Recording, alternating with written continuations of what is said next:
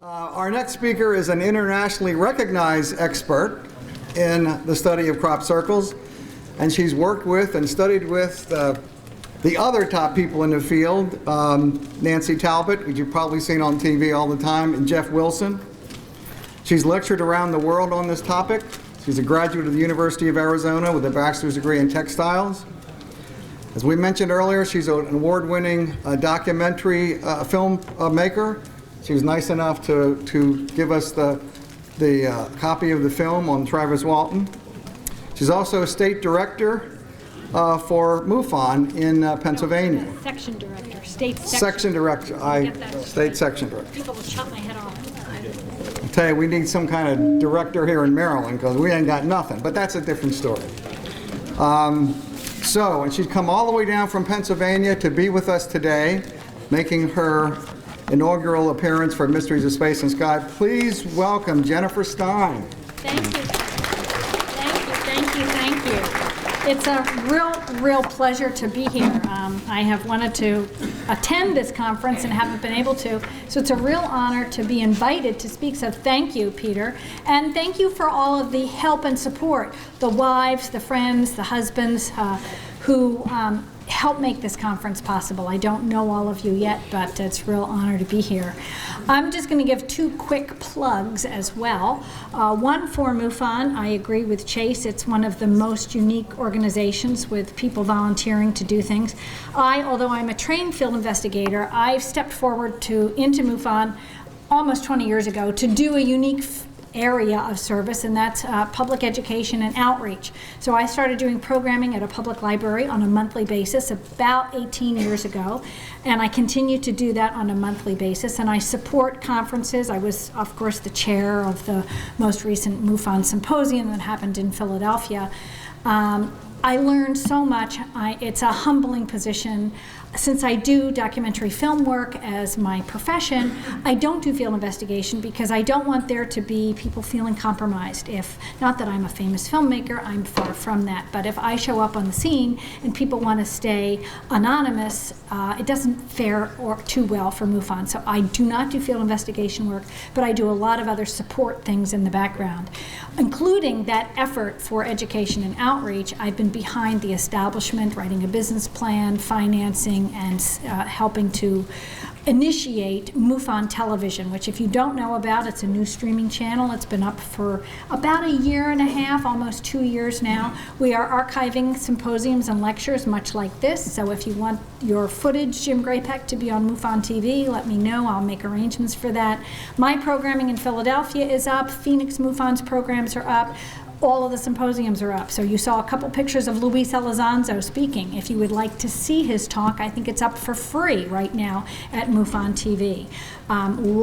You could just watch that instead of watching Netflix or Game of Thrones or Breaking Bad or whatever. It's quite fascinating. So I just wanted to give a quick plug for that. And also, MUFON PA is running a conference 1 week from today. I have flyers in the back. We have Whitley Strieber, who will be speaking, as well as John Alexander, Barbara Lamb, Guy Malone, Bill Burns, Alex Cianetti, who's on the Ancient Aliens a lot. So some very interesting presenters there. It's in Bucks County. You can pick up the flyer in the back. So I'm going to be moving pretty quickly through this presentation, and I'm just going to jump right in. I don't consider myself an expert, although others do. I consider myself a distiller of the best known information that's out there, and I'm going to take you on a journey to understand what goes on inside crop circles, what's the trace evidence, how do we look at it. And I'm going to mostly only be sharing formations from the US and Canada with you because a lot of people don't think they happen here, but they do.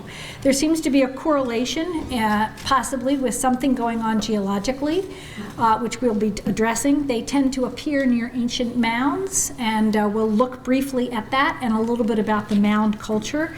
In case you know or don't know anything about that. I'm going to explore whether or not they are a natural phenomenon or they are something that is man-made. We'll look at both. And we're also going to look at some of the significant peer-reviewed scientific literature that's out there. There is some. There's not a lot. You have to know what you're looking for. And sometimes you have to look at other related fields of peer-reviewed literature to kind of put pieces of the puzzle together, which is something I've been doing for a long time. So we're going to review what some of the theories are based on the trace evidence, kind of working backwards, looking at the trace evidence, saying what does this mean if this artifacting is found in the ground, and these energy signatures are found, what could cause them? We probably won't have time for questions. We may or we may not. You can grab me over dinner. So, as I say, I don't necessarily have the answers. I also don't have a strong opinion here. I'm not trying to sell you on any idea. I've been studying this enigma for a long time. It perplexes me. I'm just going to share with you my research, my observations, what the experts before me have thought, why I understand and concur with their educated guesses, and leave it to you. You're an intelligent audience. You can think for yourself and figure out what you think. I would be remiss if I didn't address the topic of hoaxing. I want to just nip that in the butt right away. It does happen. There are professional hoaxing teams. These different advertisers like Mitsubishi, Pringle potato chips, and an IT company. I saw this in the Heathrow Airport the last time I was running through there. The crop circle topic is very interesting to advertisers. We have been well indoctrinated that Dave Shirley and Doug Bauer, one of which has now passed away for over 10 years, and the other one has severe arthritis and is in a nursing home in the UK. But they are credited with making all of these formations, including these advertised formations, which we know is not true, and they make them all over the world. So yes, hoaxing does exist, but I'd like to point out that if you accept that hoaxing is the answer, then you've closed your mind to the potential of what actually could be doing that. Just because we know that counterfeit money exists, do you suspect that every $100 bill you get is counterfeit?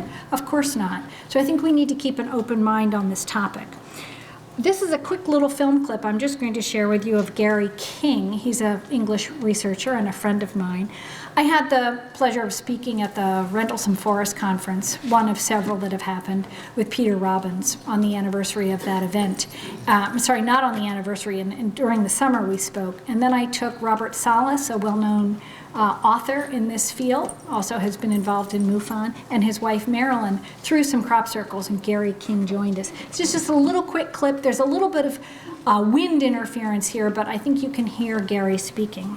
To give you an idea, there were a bunch of students from Oregon, 12 students, who were charged with creating the Mozilla Firefox symbol. And it took those guys 22 hours to flatten a 200-foot circle of wheat on completely flat ground, as opposed to that.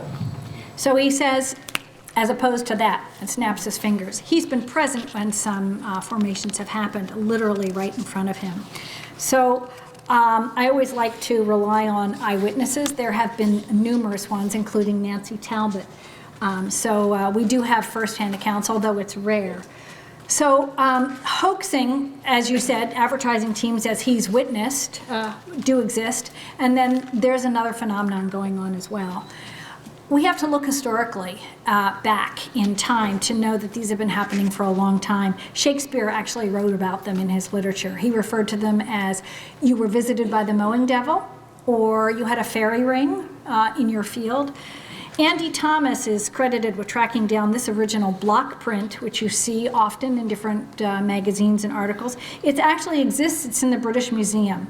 It's literally a block print art that accompanied a parish pamphlet in 1678. It was written by an angry English farmer who said in this long article, "Why didn't the devil just take the wheat away with him? Why did he render it useless in the field to me?" When crop is flattened, it becomes very hard to harvest. It often tends to collect moisture if it rains. Birds come and eat the seeds. It attracts slugs. The seeds get into the soil and they regerminate the next year. It creates a problem for farmers. So it's very interesting that the article goes on to say, why didn't he take the crop away? It's rendered useless to me. Also, the article says the sky was all aflame the night before with odd lights just above the field. Now this is interesting. This pamphlet is from an area in Wiltshire, England, in August. You can see the date, it's August 20th. Same period of time and same area geologically as formations continue to happen today. So I just wanted you to know about that. I've been working and studying with Jeff Wilson, have a huge amount of respect for him. He's a engineer, IT programmer, lives in the Ohio area. He has not hosted a conference for a while, but for many years he hosted crop circle conferences at Serpent Mound in Ohio. He is responsible for writing the protocols for the MUFON Journal, certainly in the last decade. I don't know if that's been updated or if he continues to support that. He actually did not join MUFON, but he lent MUFON his research and protocol book. And he, in his book, and also in the MUFON Field Investigation Training Guide, if you are MUFON representatives or want to train to be a field investigator, you will get some of Jeff's information. So there's a list of things to take out with you, like a compass, a caliber reader. This is just a little measuring device called a caliber tool, but it's digital, so you can measure small incremental differences.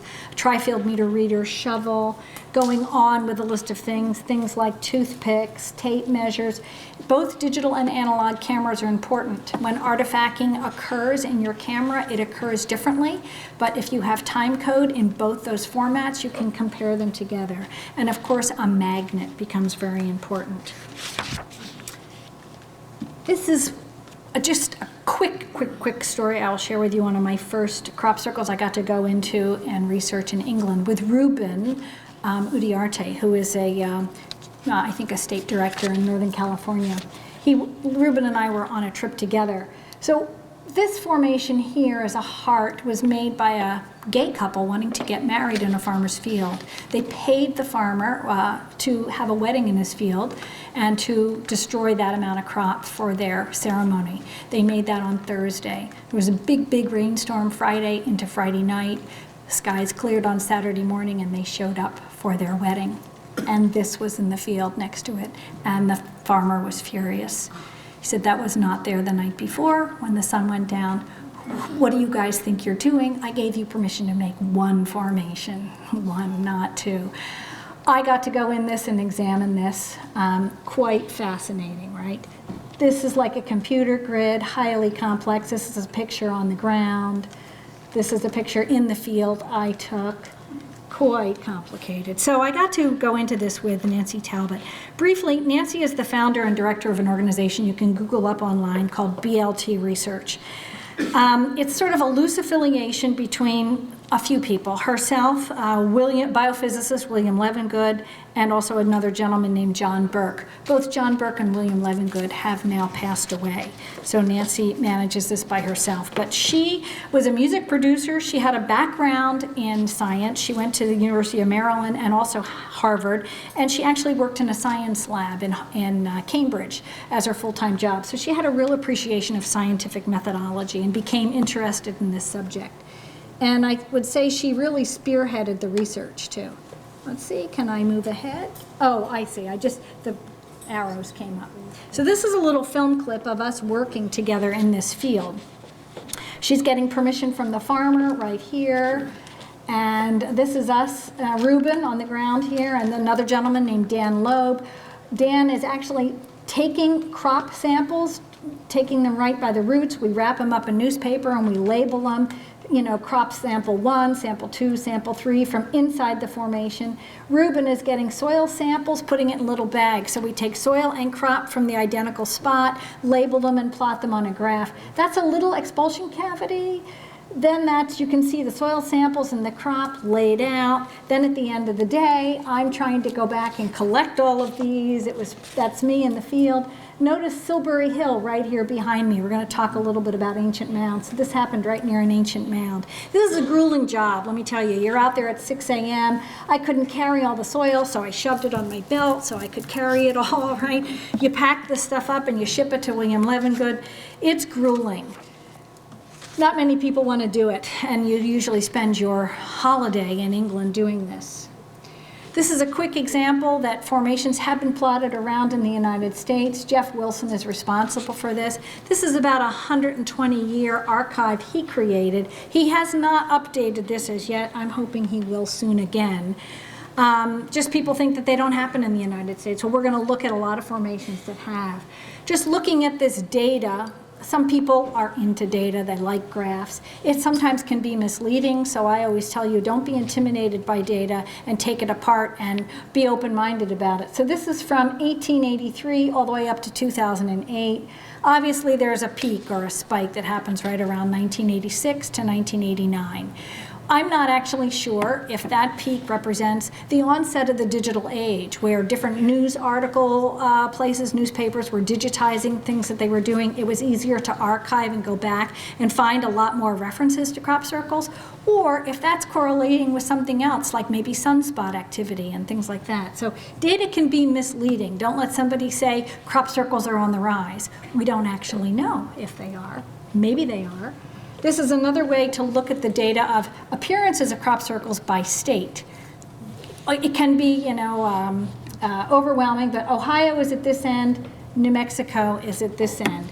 Looking at this a little closer, some of the top 13 states, my state, Pennsylvania, happens to be 10th out of these 13 that are shown. But it just gives you an example of like 40 formations, 36, 26, all the way down to 18. Just in some of the top states. And a lot of these states are top farming states. So another thing that I look at often is randomly downed crop. That's what RDF stands for here. Randomly downed crop is crop that doesn't necessarily have a pretty pattern that you look at and say, oh, that's a Vescopisces, or oh, that's a fractal, or oh, that's a tetrahedron or something, some form of geometry. This is just randomly downed crop that looks like a mess in the field, but yet what's very interesting is we find the same typical trace evidence inside randomly downed crop as we find in very pretty geometric designs of crop circles that appear like that, as Gary King says. So there may be something electrical going on. This is an example of a formation that was photographed by a gentleman named Ben Keyes. He actually saw himself tumbling balls of light the night before, blue pulses of light in the field near his house during a light rain. He went out the next morning, took some pictures, and these are his pictures. So artifacting or some sort of light orb was showing up in his camera. This was the night before, this was the next day. He noticed animal disturbances. Animal disturbances are very, very common. They don't want to go into formations right when they're fresh. So there are often high levels of electromagnetic energy picked up. If you bring in a tri-field meter reader, you're going to get high levels of, spikes on your magnetometer. And I look at randomly downed crop a lot because it doesn't carry any ridicule like crop circle research does. And farmers are really quite curious. I've spent hours standing in farmers' fields discussing this topic with them. So this is, I go to Stratford, Ontario a lot. There's a Shakespeare festival up there. So I was on my way up there with my dear sister, who I just lost about a year ago this time. Anyway, my sister's sitting in the car. I slam on the brakes. She's like, what? I went, oh, there's something out there in the field. And she's like saying, I want to get to Stratford. I have to use the bathroom. And I'm running around in this field, right, taking pictures. But this is just an example of randomly downed crop. You can find unusual nodes and bends, which is one of the signifiers, but it's hard to know exactly what that means. Crop can be downed maybe literally for wetness or high wind, and then it will try to reorient itself towards the sky. It's called phototropism. When it does, you will get a growth node that changes like this. So this does not necessarily denote that there's some unusual energy signature here, and I had no tools with me, but I just photographed that. I want you to also notice that when you look at downed crop, it looks as if there had been a flood there, literally as if water or something had moved through there. It's very fluid. That's a telltale signature to me that maybe something happened in that field that's not normal. If it was just wind, the crop would stand back up. Something has damaged it. This is an aerial shot actually, of the other side of that field I was in. Somebody gave it to me a while back. This is a telephone pole, actually a telephone tower, and this is one here taking telephone lines through here. You probably can't see that from the back of the room, but this is all downed crop. Can you see? It's like a pattern. Almost looks like cuneiform from a distance or something, right? Looks like you're looking at a tablet and it's cuneiform writing. It's significant and it disturbs farmers. And why did it only happen in this field and not in this field? It's very, very bizarre. This is a quick little video of Nancy Talbot discussing a formation from Salem, Oregon in 1997. All right, this is a case in Salem, Oregon, 1997, out on the West Coast. We found node length changes in the plants in this formation, and we also found a massive incidence of expulsion cavities.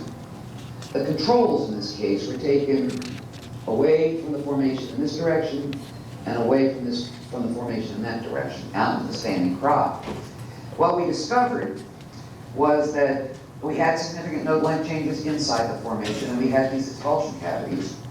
But what we also found in the standing crop outside the formation, the supposedly unaffected crop, we found node length changes which decreased as a function of distance away from the edge, and in a completely linear fashion.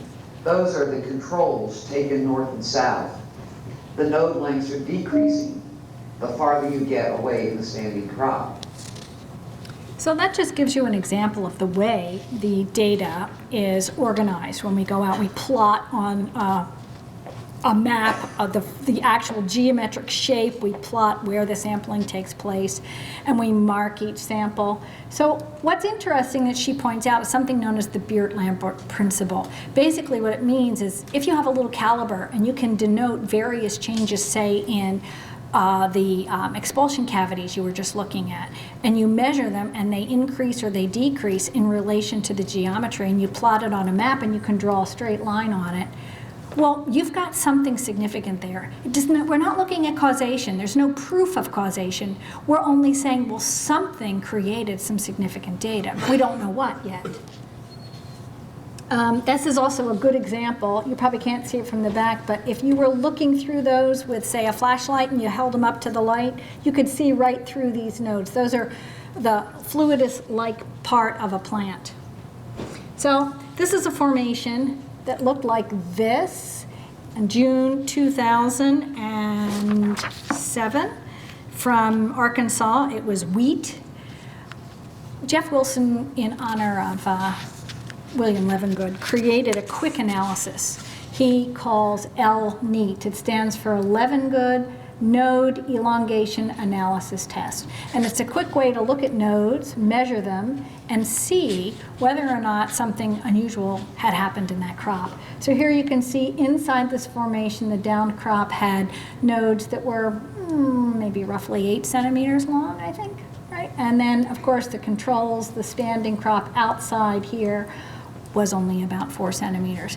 Now what you also are seeing here, although you don't see an expulsion cavity, you do see a bend to the crop and you see darkening. A lot of people think, oh, the crop was burnt. It's not burnt. What happens is fluid seems to heat up inside these nodes where the greatest concentration of water is in the crop. And in some cases, it heats to such steam so quickly that it literally blows out the side of the crop and you see some sort of distortion or expulsion cavity.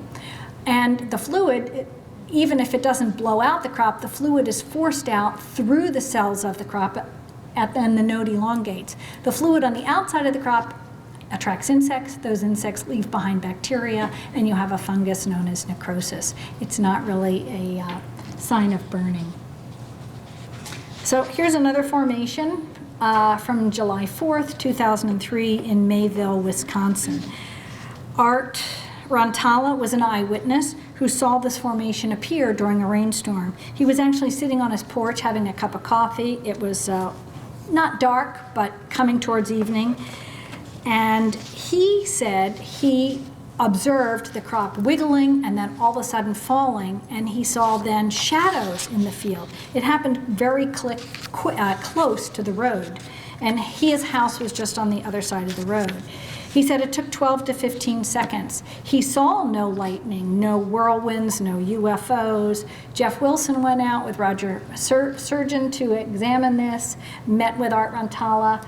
Look at this over here. This is what they found throughout this formation. This is called the apical node, the top node of the crop, apical meaning the top. Here's the seed head of wheat. Normally the seed head sits right on the top of the crop. Here that seed head was pushed off and you had this curly Q, almost look like a knot. So it was LNE positive. There were tri-field meter readers, settings that were unusually high. Further looking at this, you always bring a magnet in. Jeff could get dirt to stick to the magnet, so the soil inside the formation seemed to be magnetized. This is an example of the expulsion cavities which happened here in this field. Now, something else really interesting happened while Jeff was out researching this formation. A helicopter flew over. Now, this happens a lot in England. When you've been researching crop circles, you get buzzed by a black helicopter. It's not that often in the US. But while Jeff was there, this helicopter showed up. And he just grabbed his camera, because he was annoyed by it, and just snapped a couple of pictures. Maybe he had 10 or 15 pictures. In every single picture, when he got home and put them on his laptop, he realized there was a ball of light interacting with that helicopter. It was in every single photo. So the guy who was the pilot of that helicopter was from the Scotts Air Force Base. He noted where he was in his GPS, landed the chopper at Scotts Air Force Base, hopped in his car, and drove back about 20 minutes back to find out what the heck Jeff Wilson was doing in this formation and what his data was and why he was there researching. And he actually said to Jeff, well, you know, we pay attention to these in the military as well. He wasn't supposed to really say any of that, like, and have it be reported. No one was actually supposed to photograph him. So, but just sharing that. This is another formation from Saskatchewan, Canada. This was over 439 feet long, a typical pictogram like we see in England a lot, quite long. What's also interesting is look at those seed heads, the apical seed heads, spirals right at the top.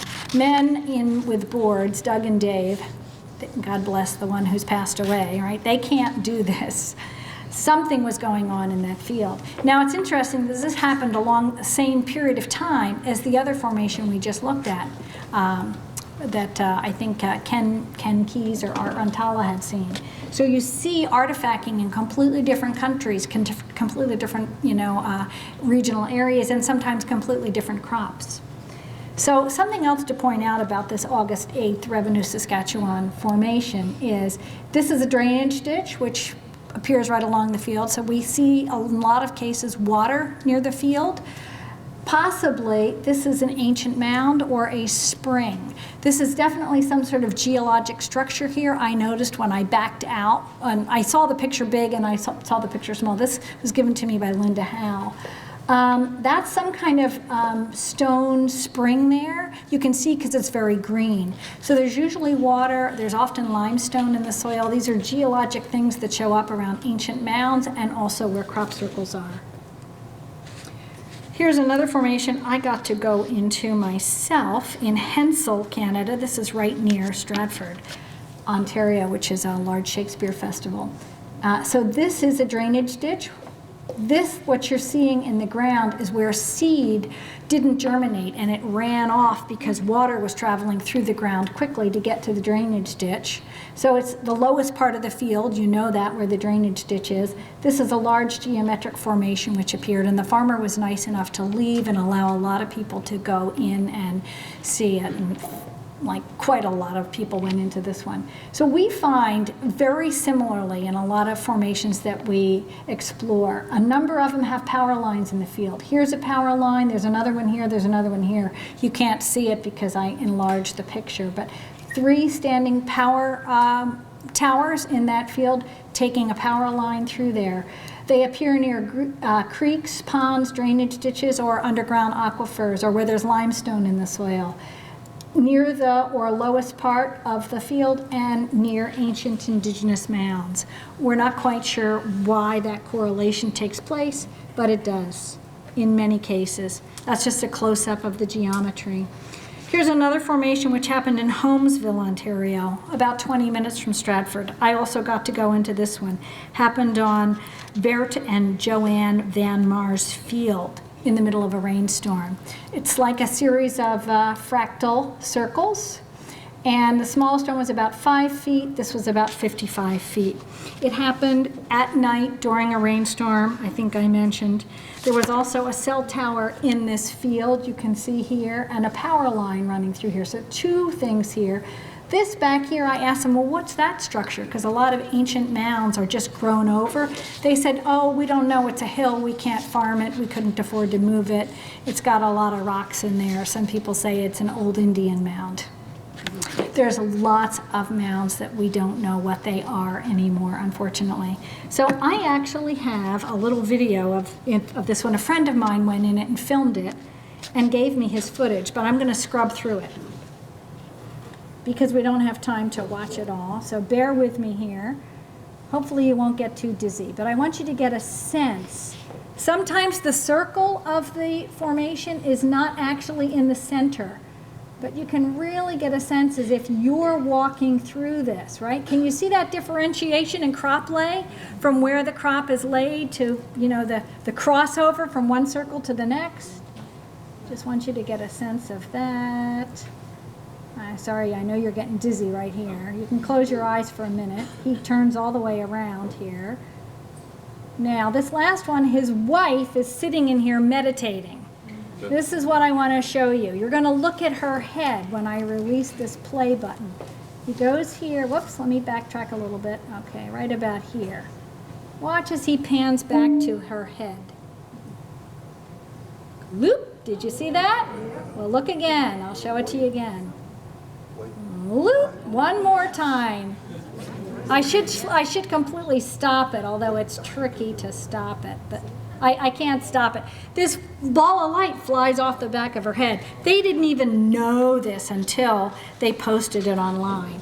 So balls of light are something that show up all the time, not only on people's still cameras, but on their video cameras as well. Just to give you an example of other balls of light, this is some balls of light filmed by Steve Alexander from the Barbary Castle footage that he took. And at the end, you're going to see a very controversial piece of film here, filmed by a man named John Wayland. He was asleep on a hill called Oliver's Castle in 1996. It's not this footage yet. This is still Barbary Castle footage. But you're going to see this next piece of footage which comes up. So John Wayland was asleep on a mound, and this is still some of Steve Alexander's footage. That's not a bird. It's not an insect. Right? This is the controversial footage. I know it's very dark. I apologize, but there's 2 balls of light that kind of come in, circle around, and go out. Now, I've repeated this piece of footage a couple times for you so you can see it. John Wayland in 1996 was asleep on Oliver's Castle, heard something middle of the night, had an analog camera on a tripod without a viewfinder outside of his tent. Jumped out, turned the camera on, took the bag off, turned the camera on, pointed it in the general direction that he heard some static charge coming. And that's what he witnessed. It's very controversial. Some people say, oh, this is all hoaxed. Other people say, no, it's not. We can debate that till the cows come home. I'm not here to have a debate about that, but I included it because that's how eyewitnesses describe it happening. And I wanted you to have the opportunity to see that firsthand. We're going to jump back to Canada. This was in Edmonton, Alberta, in crop in 1999. This is a very interesting case. Some of the most in-depth research was done on this. And this will give you an appreciation of some of the peer-reviewed and scientific work that has gone into some of the crop circle research, not all of it. It cost a lot of money to do this type of research. But this is the basic shape of the formation that occurred. BLT was behind this research, Nancy Talbot. So about 5 volunteers went in. They worked for 3 days. They took over 100 samples that were half a cup soil samples, both inside and outside the formation, as well as crop sampled, the crop. And each were plotted on this map, as you can see, both inside and outside the formation. While they were there, it took 3 days for them to sample. They saw apical node distortions like we were looking at before. They all had cell phone failures. They all saw and encountered balls of light happening in the field while they were working. This is an example of some of the nodes, the expulsion cavities of nodes inside the formation. Even outside the formation in the standing crop, there was some necrosis going on in the standing crop. Now, what they did is they sent crop samples in one direction and soil samples in another, completely to separate researchers. So the soil samples were sent to Sampath Iyengar. He's a geochemist, a materials and minerals scientist specialist, and an expert in X-ray diffraction. He carried out X-ray diffraction on the clay minerals in the soil in his lab in San Diego. He was specifically looking at things known as ileite, smectite, vermiculite, chlorite. These are typical types of chemicals in clay minerals. And he put this through X-ray diffraction, and these graphs were the result of his research. So it showed that there were some specific peaks. These peaks are often referred to as Kubler indexes. The Kubler index shows dryness in the soil or crystallinity in the soil where these peaks appear. So the lower the moisture content, the higher the peak. It means the more crystallized the soil was. He definitely found some increased crystallinity, and he was impressed by it. Sent the work back to Nancy Talbot. Nancy, this is just looking a little bit. A lot of these clay minerals have their liquid all in a certain level in the chemical structure. And when those evaporate, the chemical structure changes to be crystalline. And once it's crystalline, you can't move it back. Sometimes in UFO studies, they take soil samples and mix it with water and shake it up to see if the soil floats on the surface. If it's floating, that means it won't mix with the water because it's been literally chemically changed. So that's what we're looking at in crop circle samples as well. So another researcher then looked at this work, looked at the Kubler index graph results, and then looked to see what his opinion was. And he was a statistician. So he wasn't a mineral specialist, but he just said, from a statistician's point of view, it clearly shows that there was crystalline growth found inside the crop circle and not outside the crop circle, which was significant. And he said he could testify to that to a 95 level degree of confidence. Then he did another level of comparison. He looked at William Levengood's work, which I haven't shown you, but there were expulsion cavities that in the crops that were greater in certain areas, plotted on the map. So the Kubler index markings were plotted on the map. What this gentleman did, Ravi Ravagan, is he looked at William Levengood's work along with Mr. Iyengar's work, and he found exact correlations where the greatest node length was. There was also the greatest change in the crystallinity of the soil. And that was to a level of 99% confidence. So that's quite significant. So just for another little look at this data, they sent it off to, yet again, a third person, a geologist at Dartmouth College named Robert Reynolds. And he didn't know the other two researchers. He knew nothing about crop circles, but he was a world-renowned geologist, mineralogist, and an expert in X-ray diffraction, and finally dispersed minerals in soils. And these were basically his conclusions. He said the amount of energy that would have been needed to create this type of crystallinity in the soil is really quite perplexing. You would need temperatures of between 600 to 800 degrees Celsius. So doing your quick math, 1,000 to 1,500 degrees Fahrenheit over several hours to create that level of crystallinity in the soil. But, he asked questions like, what is this? And they told him, well, it's from a crop circle. And he said the amount of energy needed to create that level would have completely obliterated the crop. You would see nothing left of the crop. It would be pressure, it would be heat, the crop would be all burnt up, but yet the crop was not. He said, it's really weird. Now, we have done, and Nancy Talbot was involved in doing research on mechanically flattened crop from known hoaxes. Remember the advertising teams? We can go in and sample their fields. It's really a lovely comparison tool, and we use it for that.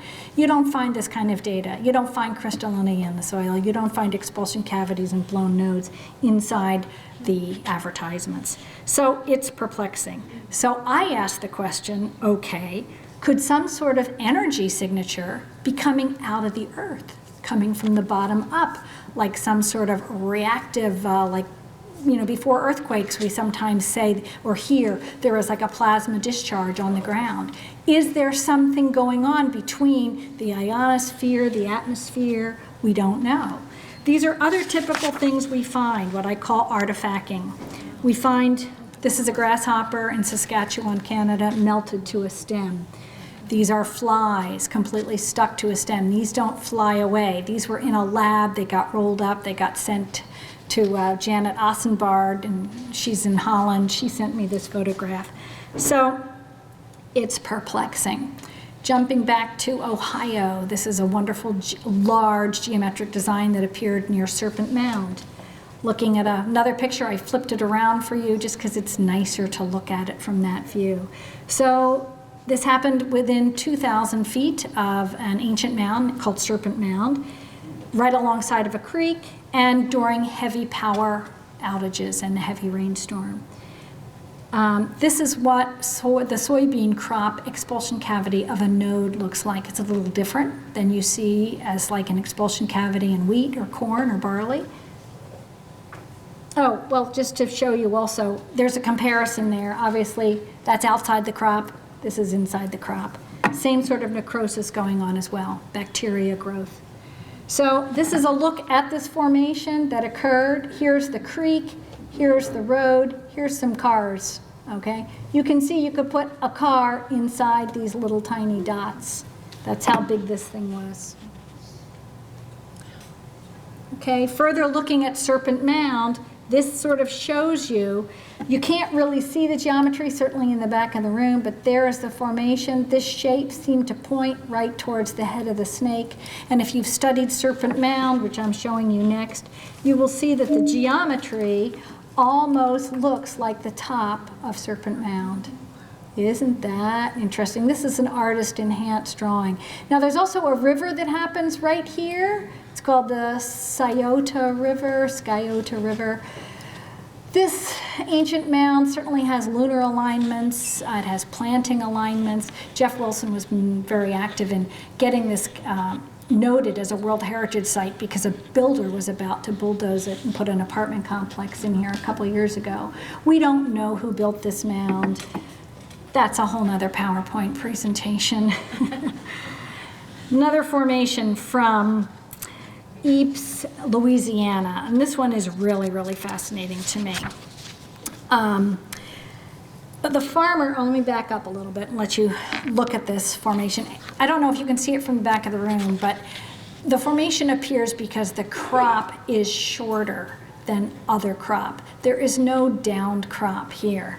Literally, you have two different heights in crop, and the darker circles are shorter crop, creating a shadow. So the farmer made this footpath into the field to find out what the heck was going on in his field. He couldn't figure it out. He called the police. The police couldn't figure it out. They called the local NBC 10 station, right, because it went out on the police radio, and the local news station picked up on it. They showed out with cameras. They wanted to do a little expose on it, so they called a local agricultural department at Louisiana State University, and Professor Bagwell, who was an agricultural specialist, came out and on television said, oh, this is a result of an elaborate hoax where somebody came in and sprayed some sort of chemical inhibitor to prevent the crops from growing. Now keep in mind there was over 25 circles that varied in length, small to large. It covered over a quarter of a mile, and I don't know who could have come in there and not also made a footpath through the crop, because this particular farmer, I believe from my reading, was an organic farmer. He didn't use, he didn't go back and spray his crop. So there are no tractor lines in this field. If he was growing his crop for organic cattle feed, he would have just lost $25,000, $30,000 just because Professor Bagwell came out and claimed it was some sort of elaborate hoax. So this is sometimes how we get what I consider to be misinformation or disinformation. Furthering this, William Levengood's research would have been very helpful to probably shed light on this, because William Levengood, Colin Andrews, Terence Meaden, they had theories based on the trace evidence they were finding. And William Levengood did some of the best research on that. So this is a little film clip where you're going to hear a little bit about what the work Levengood did. He published his work in over 40 different peer-reviewed journals, like Physiological Planetarium, Science News, and Nature. He did study for and finished all of his coursework for a PhD. He did not finish taking the test or the final oral on it. But I will tell you that the National Science Foundation recognized him as an expert, considered him to have done the work for a PhD.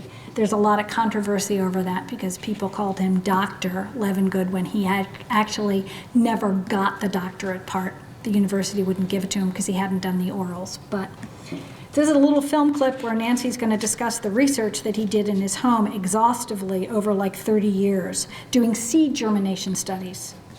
Let's see, this should play. Oops, no, that was a little video. Let's see, will it play? There it goes.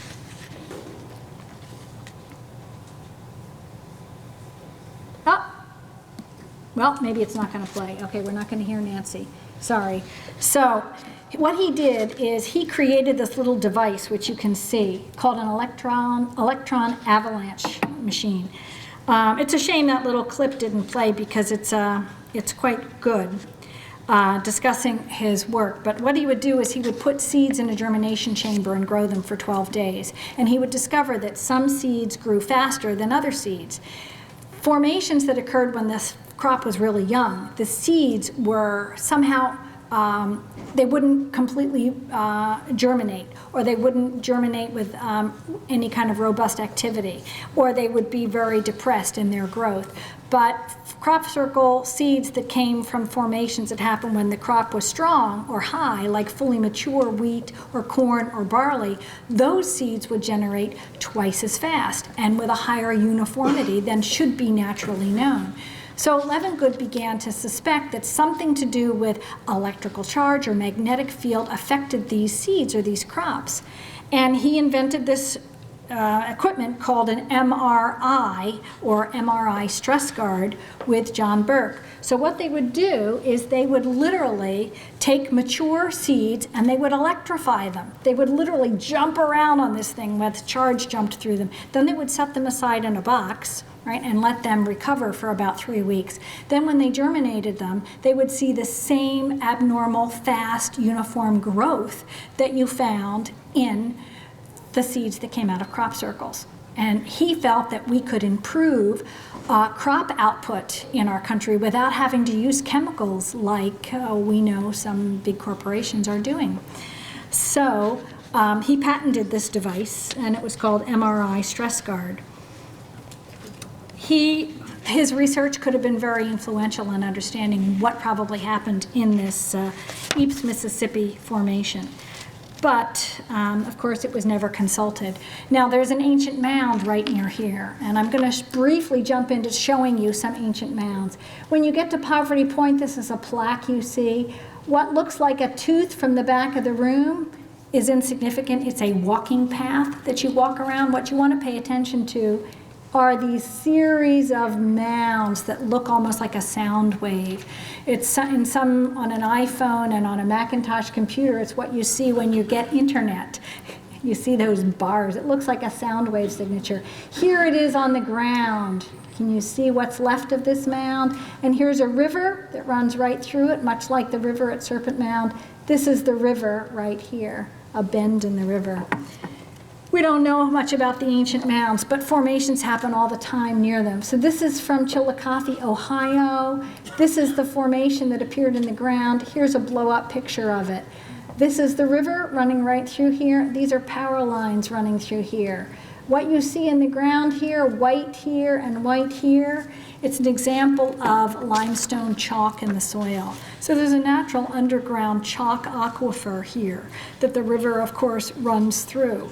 But that chalk aquifer can carry water far down that water can percolate through.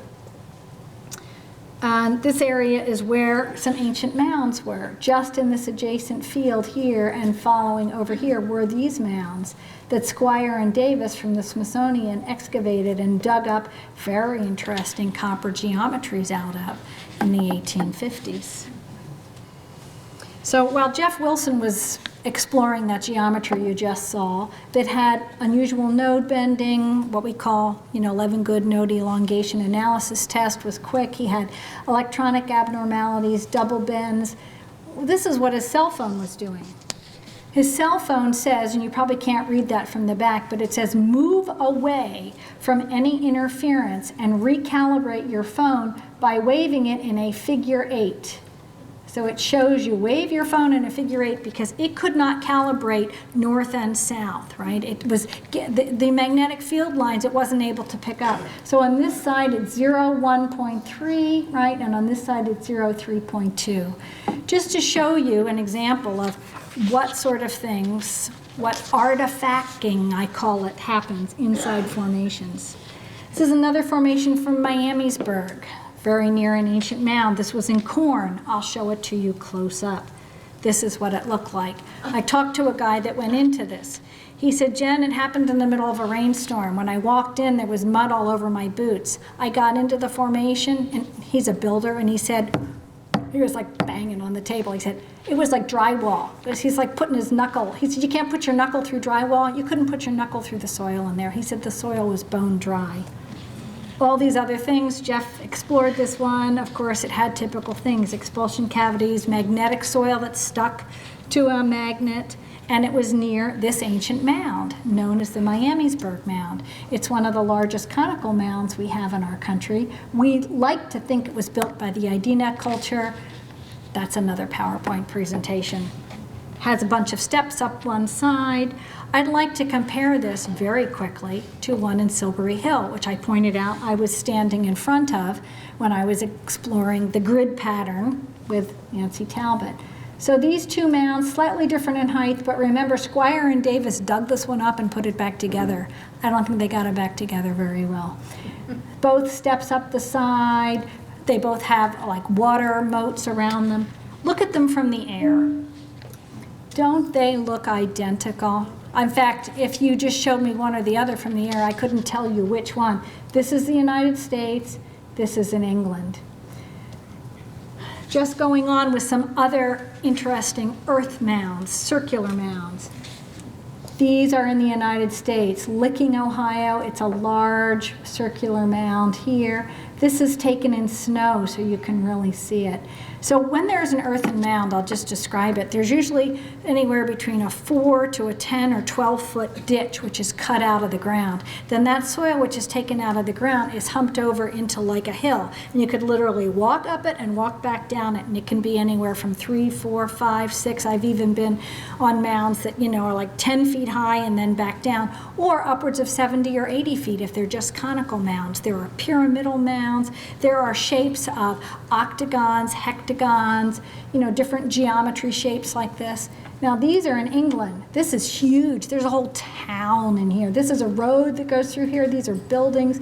This is Avebury. There were originally standing circles all around here and then more circles inside. There's not much left of Avebury because the stones were hauled away for building projects over a couple hundred centuries, we think, or certainly a couple hundred years. This is Stonehenge. Most of you do not know that Stonehenge has an earthen mound around it. Nobody really ever points it out, but you walk right by it when you walk in and walk around Stonehenge. And it's like a 99% circle, and then there is a solstice alignment that happens here. This mound in Newark is almost identical to the one that's in Stonehenge. So go to Newark, it's cheaper, and you get to see a great mound. So some of the other mounds, this is one from Middle Valley, Jackson, Illinois. And I just like to point out that there, Squire and Davis dug up lots of interesting artifacts. These are bone or slate artifacts with charcoal drawings on them that had been dug up and archived at the Smithsonian, and they appear in other books, as well as things like this. We don't know who created these or why or what they signify, but remember them. I'm going to refer back to them in the second half of this presentation. So now we're going to get into the strange and unusual. This is a dry riverbed of the Rio Grande. This is not a crop. But it looks very much like this crop circle that appeared here. What could cause this type of shape? The guy who photographed this said when he went out and walked in it, there was a static charge and the dust was sticking to his pants. And by the in a day and a half, with wind and rain, it completely disappeared. But obviously it was a riverbed, so there's probably water underground there. These are trees from Holland, sent to me by Janet Ossenbard. She walks her dog through here, I believe, and I think the story to this was that it really wasn't there the day before, and then she found it and thought, what is making these trees bend over? I don't know. Is it related? These are pictures you can find on the internet. I don't think they're all hoaxed. Frankly, I don't know how you would hoax this yourself. These guys go out to go fishing with their snowmobiles. It's parked here, and they go out to their favorite lake and they drill a hole with their chainsaw to fish in the winter. And they get out there and there's this already there. In fact, they reported that this was spinning when they arrived. There's a bunch of these. Here's some more from Canada. Some of this ice is too thin to walk on. And of course, what's the point of cutting an ice circle and then spinning it and running away? I mean, and could you actually do that? I don't know. If the ice is too thin to walk on, you have to get under the ice and hold your chainsaw and cut it? I don't think so. And of course, these are videos. Can you see this one spinning? And how it got cut and how it's spinning? I don't know. This is ice too thin to walk on. There are several of these. Let me catch up to myself here. This is the Charles River in Boston, filmed from a bridge with snow on top. And this was sent to me by Bert Johnson from Holland. Quite strange. We don't really know what's creating these. Isn't that bizarre? Some people say, oh, well, they did it with a blow dryer. Well, okay. How? You know, like your feet are going to be in the picture somewhere, right? I don't think so. So, of course, we're at the point, I'm kind of at the halfway point. We started late. Hopefully I have another at least 35 to 40 minutes to jump through some of these explanations. These are the artifacting sorts of things we see, right? Cell phone loses power or doesn't pick up a signal. Your credit cards can be demagnetized. This has happened to me, and it's no fun when you're in England for a week with like one credit card, right? And you take a nap in a field and then you can't pay your bill. You know, it's not, you know, it's tricky. So all these types of things, melted bugs, you know, camera malfunctions. I myself have lost expensive camera equipment lying it down. And then my engine never worked the same. My rotor heads were off in the days when we had tape, right? So now the question is, of course, what causes these changes? And the typical answer, of course, it's Doug and Dave. And if it's not Doug and Dave, then, well, it's got to be aliens. And I think, wait a minute, we're bright, we're smart, there's trace evidence on the ground. There's got to be some middle ground here. This is not the typical answer, but yet this is what the media will jump to. So we're going to start to look at some of the peer-reviewed literature and hear from Nancy Talbot. And both Burke and Levengood, as far as I know to this day, are pretty much committed to the idea that the causative agency is an ionospheric plasma, and the plasma is generated in the ionosphere, and then descends to the Earth's surface, goes to certain locations for whatever reason, the aquifer connection, the magnet, some sort of magnetic anomaly or whatever, and leaves these impressions in the crop as a result. And it may be that many things which have historically been thought of as supernatural are in fact part of the natural world that occur only randomly or only occasionally or under certain circumstances, and that they're actually just part of the natural environment that nobody's bothered to study very much and doesn't understand yet. The thing with science, the beauty of it is, if you get a piece of information that doesn't fit, you have to go back to square one and you build another theory. You follow the data. You don't come up with an idea to make things fit, you see what's actually there. So she's saying ionospheric plasma. A plasma is simply a stream of electrified air. I have a little video sample. It's a 100 gigawatt generated beam in a laboratory, focused through a narrow waist, which you'll see as a little white ball floating above the notebook right there, okay? It's two beams coming in, they meet, and what it expands out to against the wall is this glowing mass of electrified air. Now I want you to recognize in your mind, you do not see a shaft or a funnel or a beam connecting that little ball and that mass of electrified air here. But what you can see, and note this, is rings inside of rings inside of rings, or vortices inside of vortices inside of vortices. These are literally sheaths, sometimes with energy or charge that is different from one vortice to the next. There are lots of these online. So how could an ionospheric plasma, meaning up in our ionosphere, how can something like that form? We know that solar flares push a massive amount of charged electromagnetic energy towards our Earth in times of coronal mass ejection. And this affects our magnetosphere, as you're seeing there, that blue shape around our Earth. So you say, what is the magnetosphere? Well, it's actually an electromagnetic field that kind of protects us from these large coronal mass ejections, because it could be very damaging radiation. So during solar flares, when these charged particles impact our ionosphere, some bounce over and then roll back. Sometimes we call this a geomagnetic storm. Other amounts of charged particles actually funnel down into our poles along our magnetic field lines. This is what we see as the aurora borealis.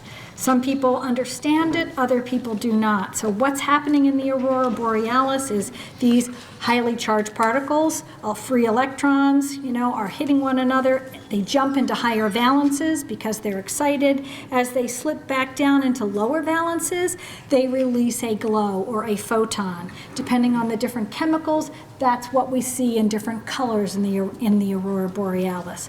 So William Levengood suspected that some condition with increased charge, possibly in the ionosphere, might be affecting how formations appear. It's kind of like an educated guess, and we're going to take that apart in the next few slides. So why did Levengood suspect something like this was happening? I'm going to show you this video, then we're going to discuss it a bit. You can't see a lot of these with the naked eye. But the fact that they're perfectly spherical indicates they were in a molten state as they fell to Earth, because that's how you get the spheres. We used to make lead shot that way, right? The Revolutionary War, we heated the lead up and we dropped it on towers because it forms spheres. He also discovered magnetic particles in the soils that are very unusual. So Levengood suspected that something was bringing this meteoritic dust that was in the form of these little micron iron-sized balls to the ground and impacting the soil, because we find large concentrations of them in the ground. In fact, we find between 20 and 100 times greater concentrations of magnetic material in soils inside crop circles. This suggests some force was drawing this iron particulate, which exists in the upper atmosphere, but somehow coalescing it, heating it, dropping it to the ground, impacting the ground with it. We don't know really what. So we know that actually a plasma is magnetic, and it could draw some of these meteoritic dust particles together. And the more iron particulates it attracts, the heavier and the hotter its own force field will become. And it spirals, as we'll discuss in a few slides coming up. So it could be actually moving faster and faster.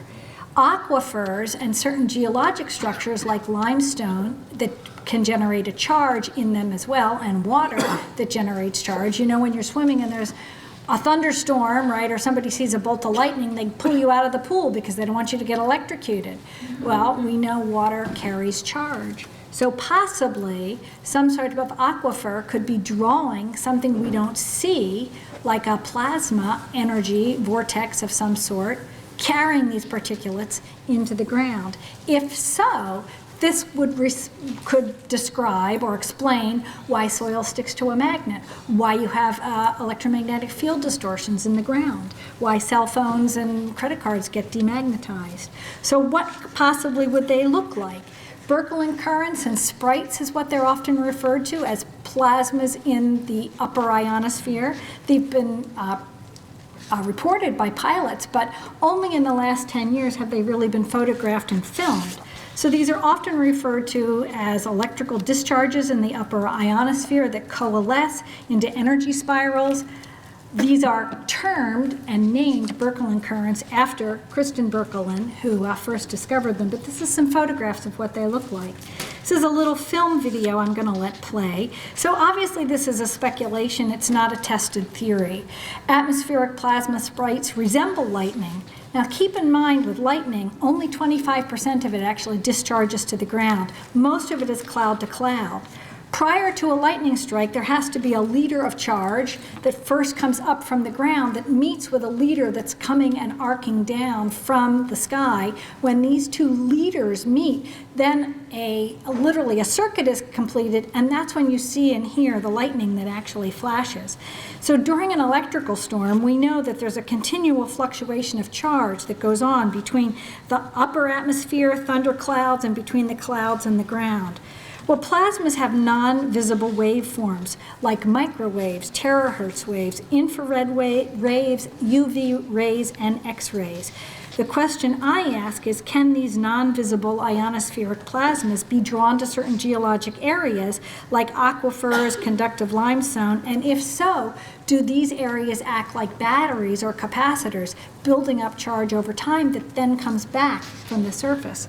So just to show you, these are very, very, very high up. When I've discussed this with some atmospheric physicists, they say, you're out of your mind. It's impossible for the energy of those to hit the ground.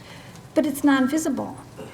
We don't know, we don't see, we only see odd artifacting. So this is an example of these trolls and blue jets that are not visible. So these happen anywhere between 50 to 80 miles above the Earth's surface, all the way down to 5 miles above the surface.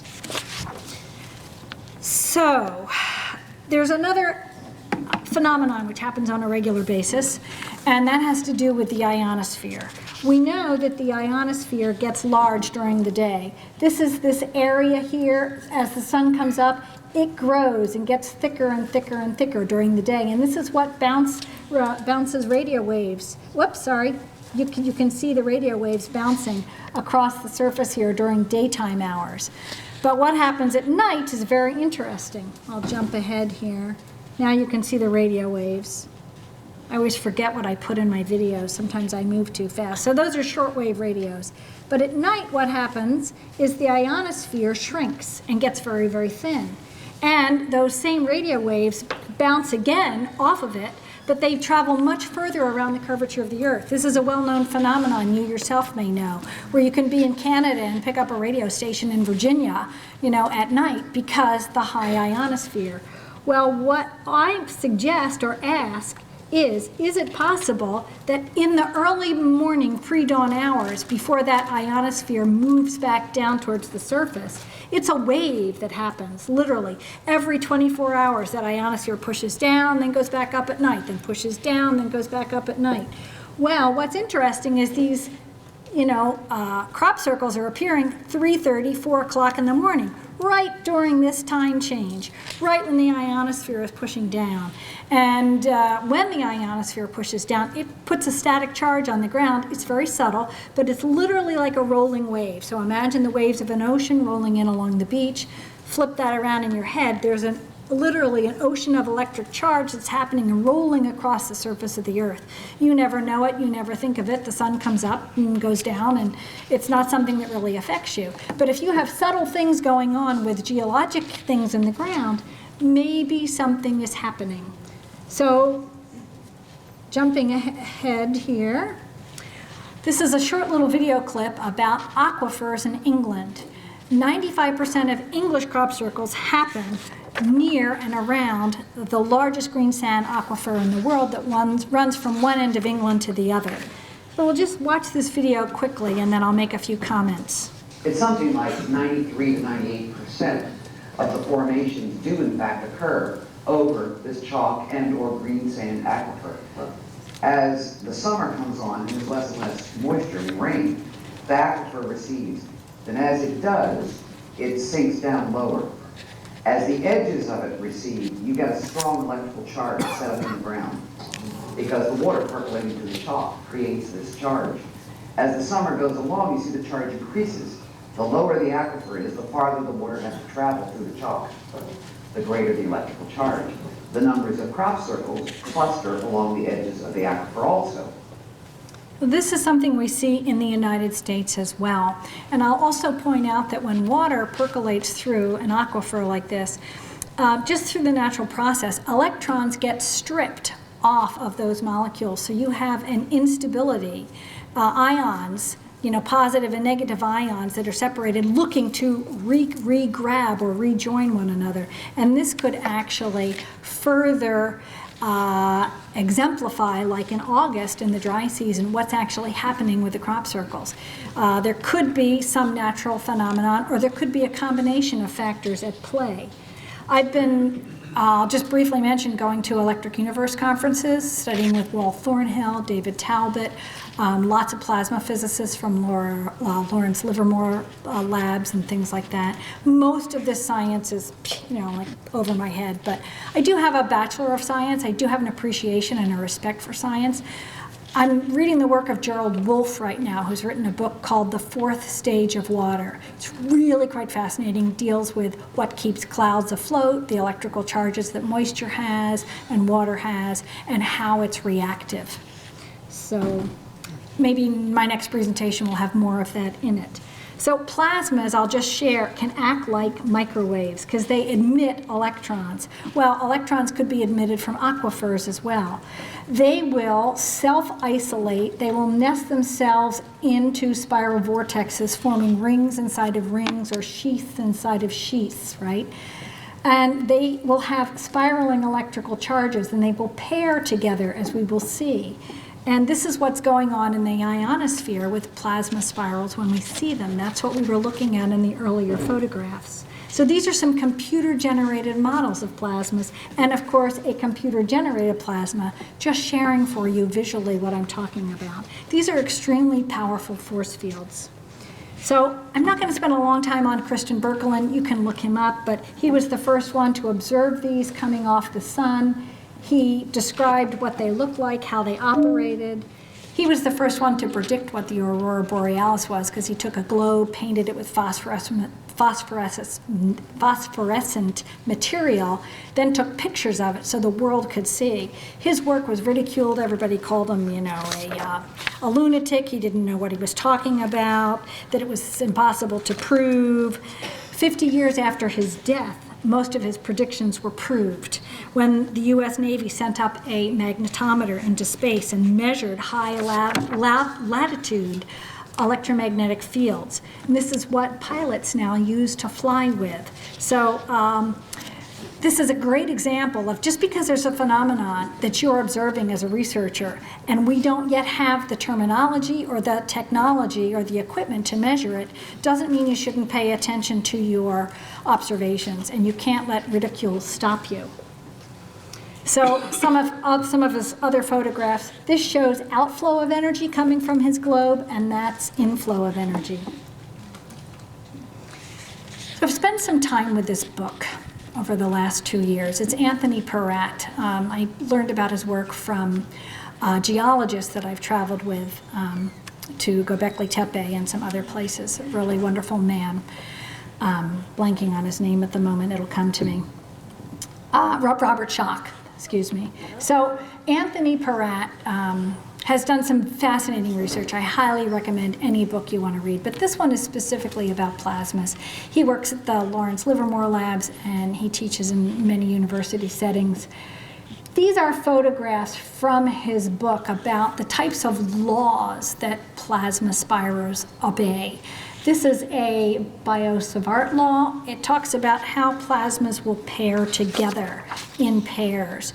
So if you have two conducting filaments, these are usually thin, powerful, fast-moving, like filaments of energy, and they will tend to attract to one another and then spiral together or spiral around each other as filaments. If you have two, they'll attract because of their magnetism. If you have three, one will stay separate and 2 will spiral. If you have 4, you'll have 2 spirals, as that computer-generated sample I was showing you earlier. Another well-known force that plasmas obey, and I call this for my mind, group mind. Literally, the plasmas act as a group. They will start to form what's called neutral force rotational sheath geometry. Remember, I was showing you vortexes inside of vortexes, inside of vortexes, inside of vortexes. This is well known. We see this all the time in English crop circles as well. You see the quintuplets, the sextuplets, upwards of 56 of them. In fact, this is a nested spiral vortex that has impacted, a plasma that's impacted a steel witness plate in a laboratory, shot from a gun. This is referred to as a dense plasma force gun. Okay, these are 56 filaments in a multi-directional circular phase of nested vortices. These are literally moving in different energy directions. Looks like a crop circle to me. I don't know what it looks like to you. I just wanted to share it with you. Now, there's some other interesting things we see happening with plasmas, the way they behave, because they obey laws of electromagnetism. So it's something known as Bennett Z pinch. We can see it out in the universe when we look at, say, the Ant Nebula. This is a photograph of that. This is another picture from NASA. This is looking sort of straight on or maybe straight through, something like this. And this is looking sideways at it. From a different, these are different, nebulas, of course. So this is an example that can be done in a laboratory without using plasma energy, without getting anywhere near plasma energy, just strictly with electrical force. We can demonstrate what Bennett Z pinch is. And these were done at laboratory experiments done by Wal Thornhill, and I'll walk you through this quickly and simply. These are electrical wires or cables that wrap around the Coke can. They don't touch the Coke can, they just wrap around it. And this wire is taking charge in one direction, this wire is taking charge in another direction. When this switch is closed, of course, there's a battery generating power, right? Charge funnels through here, and as it does through these wires, it creates a magnetic field, and that magnetic field forces the Coke can to collapse. Here's a little video sample of Wal Thornhill's work from the Electric Universe. He gave me permission to share with you. You'll see it demonstrated several times. Again, there is no plasma energy involved here. This is strictly a magnetic field, can be powerful enough with simple little battery currents to collapse this can. If that in fact happens, then what is happening inside crop circles? I don't know about you, but this looks an awful lot like what we see happening inside crop formations, right? Just take a look. Here's a little video of a formation.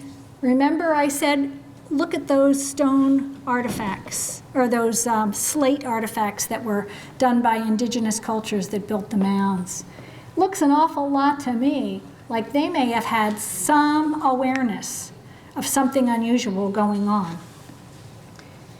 So I'm just about at the close here, and I would be remiss if I did not mention to you this very fabulous article done by Open Minds, which is now, I believe, officially defunct, although the International Congress still exists. But Open Minds was a great periodical run by John Rao, and they did conferences as well. And Michael Schratt was a researcher and writer for them. And in one whole issue, and I believe this was January 2011, they dedicated the whole magazine to crop circles. And they did an excellent job. And Michael's was one of the best articles. And he wrote about the fact that we actually have sophisticated equipment referred to as scalar wave equipment or multi-mode directional energy armament systems now that use lasers. And lasers ionize a channel of air that creates a plasma channel acting as a waveguide for a stream of microwaves that can do various things for our military. One, they can detect some type of arsenal, possibly nuclear arsenal, if it's buried underground. They can sometimes detect people hidden in a shelter. They can detect heat in the ground, other things like this. They can also be used to implement and destroy equipment or arsenal on the ground to save lives.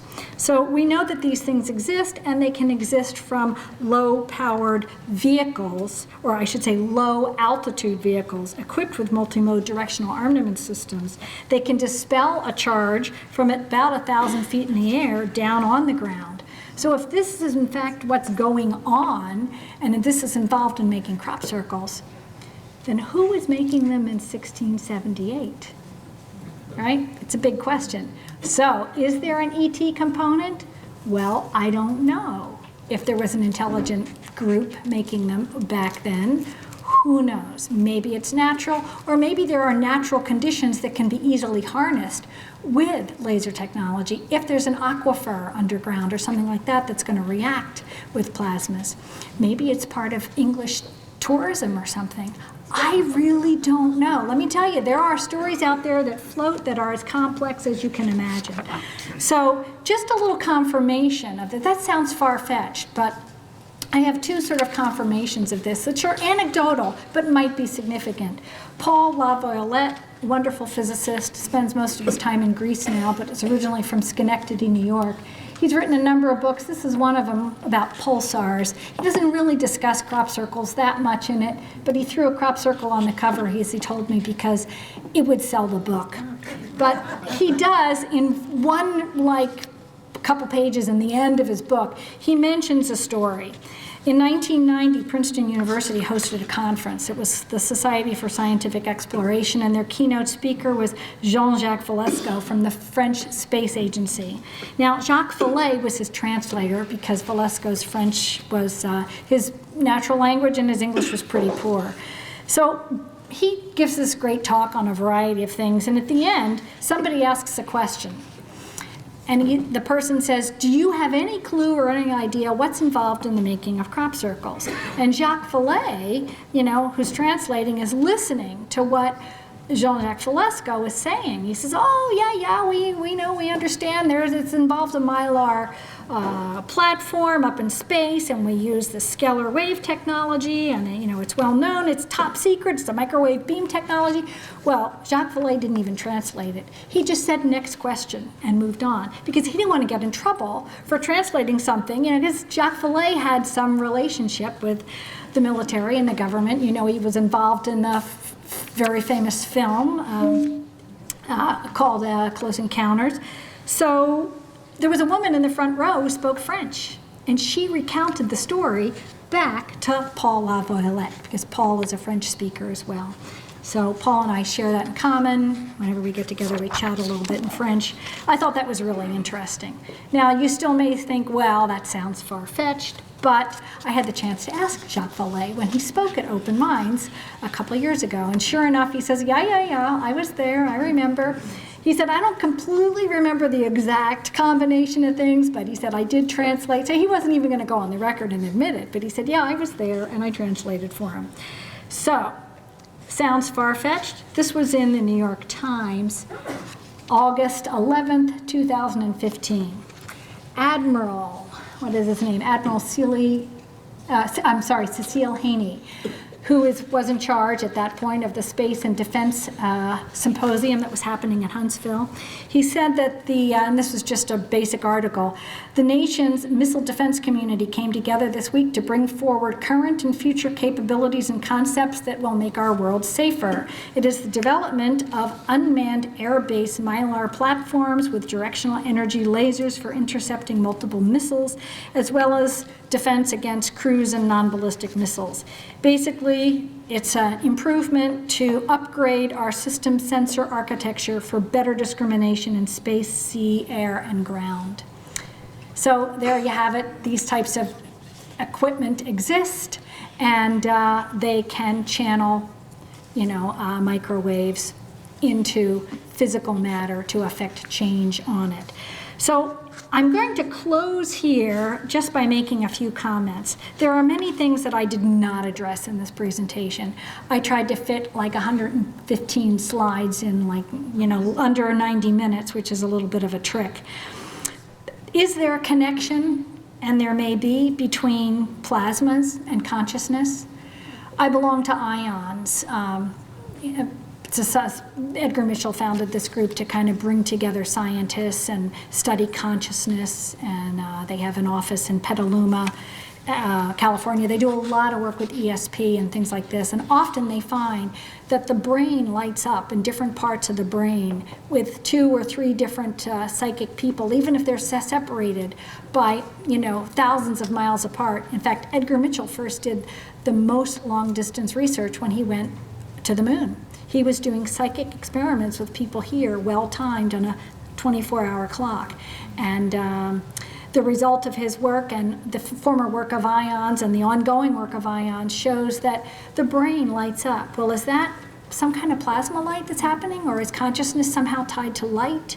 Are the crop circles somehow some kind of conscious thing that the Earth is trying to wake us up and is trying to bring to the surface certain concepts or ideas for us? We don't know. It's one big mystery.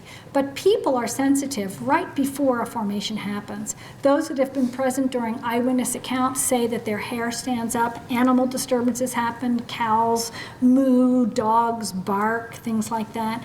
Similarly to the way, say, like elephants react and other animals right before an earthquake.